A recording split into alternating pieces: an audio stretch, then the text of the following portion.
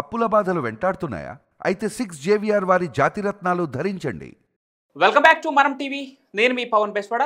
మనతో పాటు అడ్వకేట్ రజనీ గారు ఉన్నారు. మేడంతో మాట్లాడదాం. మేడం నమస్కారం. నమస్తే అండి. మేడం ఈరోజు చూసుకోవచ్చు, మాజీ ముఖ్యమంత్రి జగన్మోహన్ రెడ్డి పల్నాడు పర్యటన ఇప్పటికే సత్తెనపల్లికి చేరుకున్నారు. సత్తెనపల్లి నుంచి అక్కడికి వెళ్ళి నాగేశ్వరరావు విగ్రహాన్ని ఆవిష్కరించబోతున్నారు. అయితే జగన్ పరామర్శే ఒక వింతగా ఉంది. జగన్ బాధితులనే ఆయన పరామర్శించబోతున్నారని చెప్పేసి ఒక పక్క కూటమి ప్రభుత్వం, ముఖ్యంగా టీడీపీ పార్టీ విమర్శిస్తూ ఉంది. సో ఈ విమర్శ అంటే ఆయన బాధితులను ఆయన పరామర్శించడం ఏంటి, దీనికి సంబంధించిన పూర్తి డీటెయిల్స్ ఏంటి, విగ్రహాన్ని ఆవిష్కరించడం ఏంటి, మరోపక్క జగన్ పర్యటనలో అంబటి రాంబాబు తీరుని ఎలా చూస్తున్నారు, బారికేట్లను పక్కకు తోసి మరి పోలీసులతో వాగ్వాదానికి మరొకసారి దిగుతున్నారైనా ఏం చెప్తారు మేడం? నమస్తే అండి. ముఖ్యంగా ఏదైతే ఇప్పుడు ఈ జగన్ గారి పర్యటన అనేది ఏదైతే ఉందో 21 నేషనల్ లీడర్, మూడోసారి ప్రధానమంత్రిగా ఉన్నటువంటి నరేంద్ర మోడీ గారి యోగాంధ్ర పర్యటనని కొంచెం ఇబ్బందికర పరిస్థితుల్లో, క్లిష్ట పరిస్థితుల్లో తీసుకురావడానికి ఆయన చేసే యత్నం అనే ఒకటి. రెండోది, డైవర్షన్ పాలిటిక్స్ లో దిట్టగా ఉన్నటువంటి ఈయనకి సిట్ కమిషన్ ఇప్పుడు విజయవాడలో విచారణ జరుపుతుంది. అది కూడా చెవిరెడ్డి భాస్కర్ రెడ్డి గారిది, ఇంకా ఆయనకి సంబంధిత కొంతమంది. ఇలాంటి ఘటనలో, ఇలాంటి సంఘటనలో మనము సిట్ దర్యాప్తు గురించి మనం చర్చించుకోవాలి. సిట్ సంబంధిత ఆధారాలను ఈడీకి ఇచ్చింది చర్చించుకోవాలి. కానీ డైవర్షన్ పాలిటిక్స్ లో ఎప్పుడో చనిపోయిన వ్యక్తి, అంటే దొంగలు పడ్డ 6 నెలలకి కుక్కలు మురిగినట్టు ఎప్పుడో చనిపోయినటువంటి వ్యక్తి నాగమల్లేశ్వరం అనే వ్యక్తి. అతను కూడా ఏమన్నా స్వాతంత్ర సమరయోధుడా, రాజకీయ నాయకుడా, ఒక మంత్రి పదవులు ఏమన్నా అధిరోహించాడా, ఒక మంచి క్రికెట్ ప్లేయరా, లేకపోతే ఒక సంఘ సంస్కర్త, లేకపోతే ఒక కవినా, ఒక రచయిత, ఎవరతను? ఇక్కడ అర్థం కాని విషయం ఏంటంటే అతనికి ఒక కాంస విగ్రహాన్ని కట్టారట. అతను బెట్టింగ్ లో 2 ఎకరాలు కోల్పోయిన వ్యక్తి, 2 ఎకరాలు కోల్పోయిన వ్యక్తి, కుటుంబం రోడ్డున పడ్డ పరిస్థితి, ఏం చెయ్యాలో అగమ్య గోచరంగా తన ప్రాణాన్ని తనే తీసుకున్నటువంటి పరిస్థితి, సూసైడ్. అది కూడా ఎలక్షన్ కి రిజల్ట్ కి వచ్చేటటువంటి ముందు, లేకపోతే రిజల్ట్ వచ్చిన తర్వాత. అంటే అప్పటికి కూడా ఇంకా గౌరవ ముఖ్యమంత్రి వర్యులు ప్రమాణ స్వీకారం అవ్వలేదు కాబట్టి స్టిల్ ఆ టైం కూడా ఎలక్షన్ కమిషనర్ అండర్ కంట్రోల్లోనే నడుస్తుంది. ఎందుకంటే ప్రభుత్వం ఫామ్ అయినా ప్రమాణ స్వీకారం అయిన దగ్గర నుంచి అధికారం ఉంటది. సో ఆ టైంలో అతను ఎప్పుడు చనిపోయాడు, ఏ డేటు, 5వ తారీఖు, 6వ తారీఖు, 9వ తారీఖు అనేది డేట్ల డిస్కషన్ మనందరికీ తెలుసు. అంత బాధ పొంగిన వాడు, అంత అభ్యుదయ భావాలు గల జగన్ రెడ్డి అయితే అప్పుడే వచ్చి పరామర్శించుండేవాడు.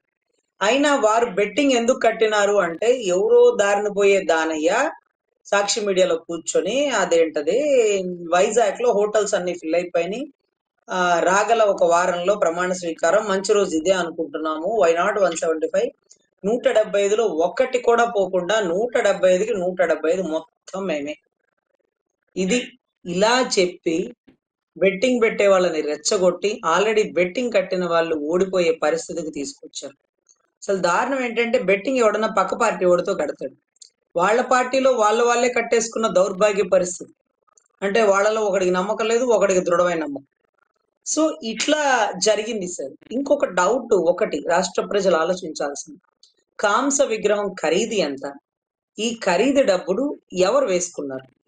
అంటే వరద బాధితుల్లో కృష్ణానది పరిసర ప్రాంతాల భవానీపురంలో వరద వస్తేనే అవతల వ్యక్తి ₹1 కోటి 6 కోట్లు అట్లా ఇస్తుంటేనే మనోడు ₹1 కోటి అని పెట్టి ₹1 కూడా ఇవ్వకుండా వెనక్కి వచ్చాడు.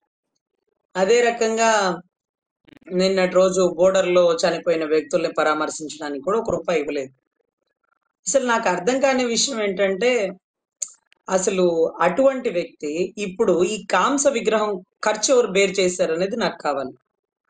అంటే ఈ విగ్రహాన్ని అంటే కట్టించినటువంటి అభిమానులు ఎవరు?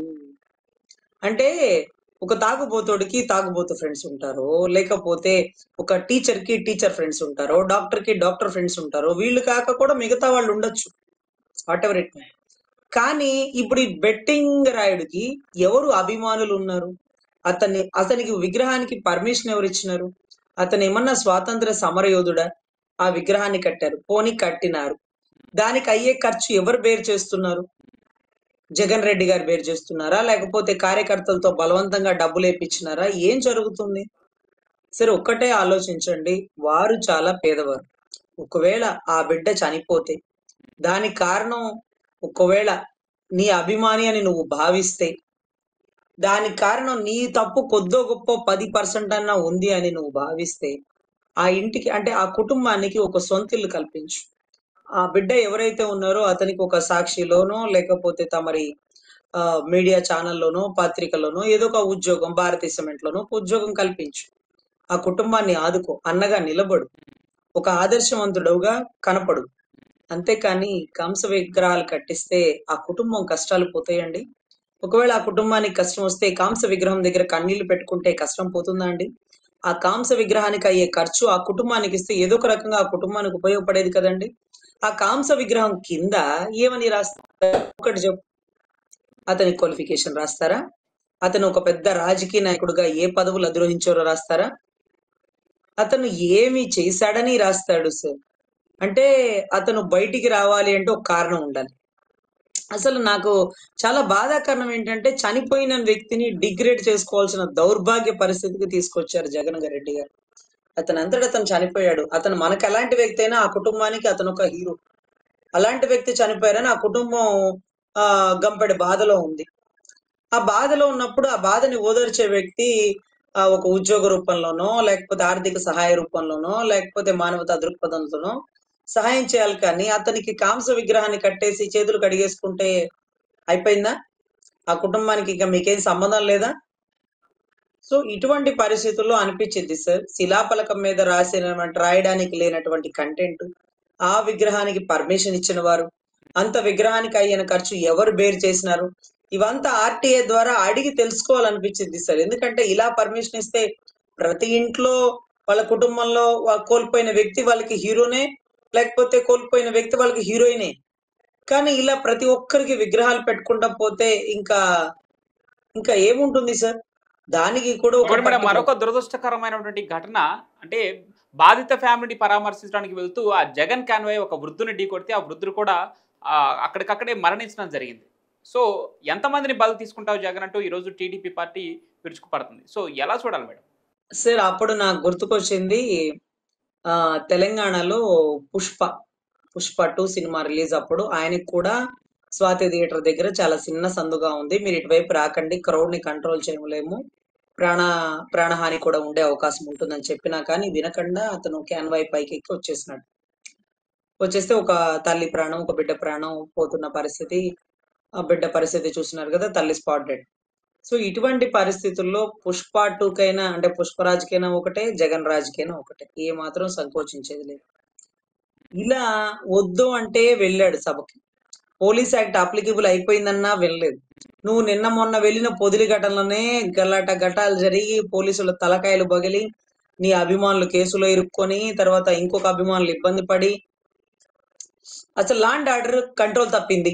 మీరు మళ్ళీ బయటకు వెళ్ళడానికి వీల్లేదన్నా సరే వెళ్ళారు. వెళ్ళిన తర్వాత మళ్ళీ మీకెళ్ళే క్యాన్వాయ్కి ఒక పెద్ద ఆయన కార్ యాక్సిడెంట్, అంటే మీ కార్ తగిలి ఇంకొక యాక్సిడెంట్ అయింది. ఆ పెద్ద ఆయన హాస్పిటల్ అడ్మిట్ అయ్యాడు, అతి కొద్ది గంటల్లోనే చనిపోయాడు. చెప్పండి, ఇప్పుడు పుష్పరాజు 50 లక్షలు కాదు ఎట్లా కొట్లా ఒప్పించుకొని ₹1 కోటి ఇచ్చాడు. మీరు ₹10 ఇవ్వగలుగుతారా? బెట్టింగ్ లో పోయినోడికేమో కాంస విగ్రహం, దాన్ని చూడడానికి వెళ్ళిన పాపం అమాయకుడు మళ్ళీ మీ దగ్గర బలి. మళ్ళీ రేపు ఇతన్ని చూడడానికి వెళ్తారా? లేకపోతే ఇతనికి పరామర్శించడానికి వెళ్తారా?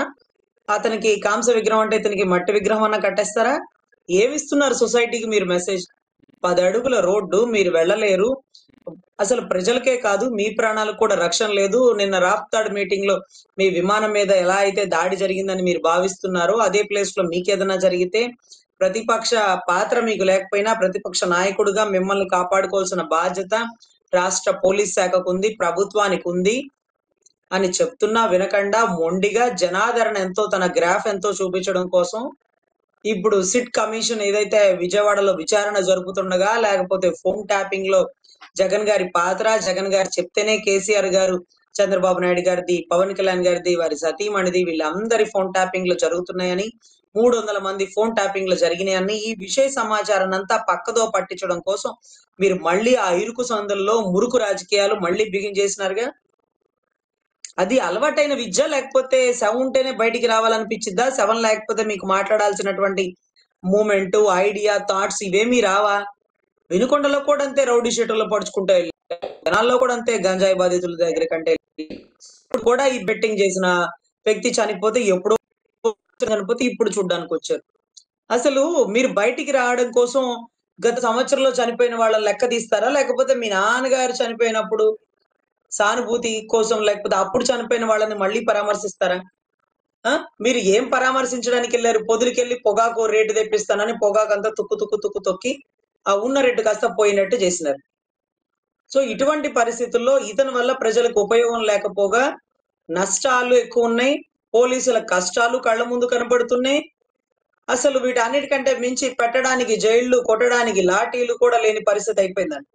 ఎందుకంటే లాండ్ ఆర్డర్ ని కంట్రోల్ చేయలేకపోతే కొంతమందిని లాఠీలతో కొట్టి వాళ్ళు ముందుకు వచ్చేస్తే గౌరవ జగన్ రెడ్డి గారికి ఏదైనా అయిపోతే, జగన్ రెడ్డి గారి ప్రాణాలు కూడా మనకి చాలా ఇంపార్టెంట్ కదా. సో ఇక్కడ చాలా కష్టం అండి.